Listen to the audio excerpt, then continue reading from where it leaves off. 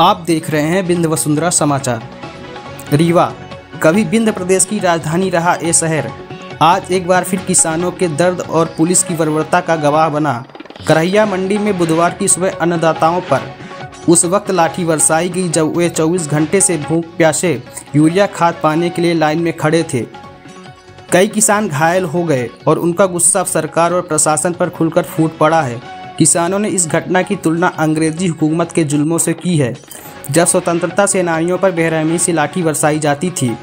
क्या सचमुच अन्नदाता आज सबसे बड़ा अपराधी बन गया है? जो किसान देश का पेट भरता है वही सरकार की नाकामी और काला बाजार के खेल का शिकार होकर पुलिस की लाठियां खाने को मजबूर है। किसानों का आरोप है कि खाद की बोरियां यूपी से चाकघाट टोल तक पहुंचती हैं और फिर खुलेआम कालाबाजारी में 700 रुपये से 800 रुपये तक बेची जाती है। सवाल उठता है कि जब सरकार सब्सिडी देती है तो खाद बाजार में महंगे दामों पर कैसे बिक रही है और प्रशासन की मिली भगत क्यों नहीं उजागर होती है? अब यह मामला राजनीतिक गर्मा गर्मी का रूप ले चुका है। विपक्षी दल सरकार पर हमलावर हैं। कांग्रेस जिला अध्यक्ष नीपेन सिंह पिंटू ने साफ कहा, अन्नदाता अपनी मेहनत से देश का पेट भरता है और बदले में उसे लाठियां मिल रही हैं। ये लोकतंत्र नहीं, किसानों के साथ नाइंसाफ़ी है। रीवा का यह खाद्य संकट सिर्फ एक प्रशासनिक नाकामी नहीं बल्कि उस व्यवस्था पर गहराता सवाल है जहां किसान को सम्मान नहीं बल्कि भूख प्यास और लाठियां मिलती हैं। करहिया मंडी रीवा में जिस तरह लाइन में लगे हुए भूखे प्यासे किसानों के ऊपर जिला प्रशासन द्वारा बर्बरतापूर्वक लाठीचार्ज किया गया वो बहुत ही निंदनीय है। किसान सुबह से लाइन में लगे हुए थे, पूरी रात लाइन में लगे थे और कल सुबह 3 से 4 बजे के बीच प्रशासन द्वारा उनके साथ लाठीचार्ज किया गया। कितनी बड़ी विडंबना है। देश की 65% आबादी के साथ प्रदेश सरकार और जिला प्रशासन द्वारा इस तरह का कृत्य किया जा रहा है।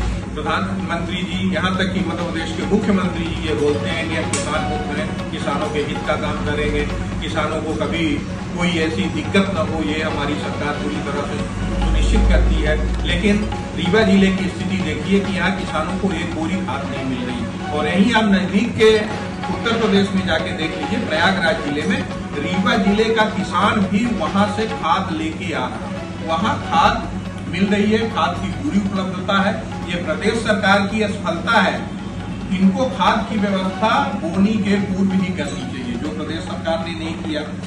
और अगर हम समितियों की बात करें, जहां समिति है जिसको 15 बोरी, 20 बोरी, 25 बोरी खाद मिलनी चाहिए, उनको रात भर 1 दिन 2 दिन लाइन लगने के बाद 1 बोरी 2 बोरी खाद दी जाती है और उसका वितरण भी सही ढंग से नहीं किया जा रहा है। उसमें भी बिचौलिए व्यापारियों के लोग शामिल है।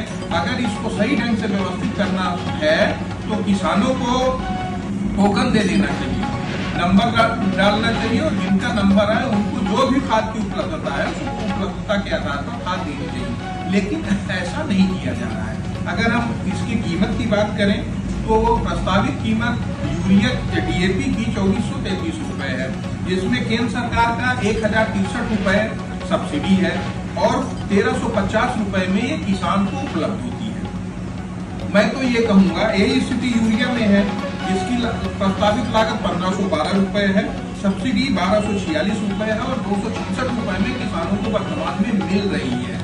लेकिन सरकार ये चाहती है कि मुझे किसानों को सब्सिडी न देना पड़े, इसलिए इस तरह के कदम मध्य प्रदेश सरकार द्वारा किए जा रहे हैं। किसान कांग्रेस पूरी तरह से सरकार के इस कृत्य की निंदा करती है और पूरी भर्त्सना करती है जिस तरह हमारे किसान भाइयों के साथ घटनाएं जिला प्रशासन द्वारा इस तरह की घटनाएं की जा रही हैं। अगर इस पे सुधार नहीं हुआ, सरकार नहीं चेती, तो हम आगे कांग्रेस जन मिल के उग्र आंदोलन करेंगे, जिसकी समस्त जिम्मेदारी जिला प्रशासन रीवा की होगी।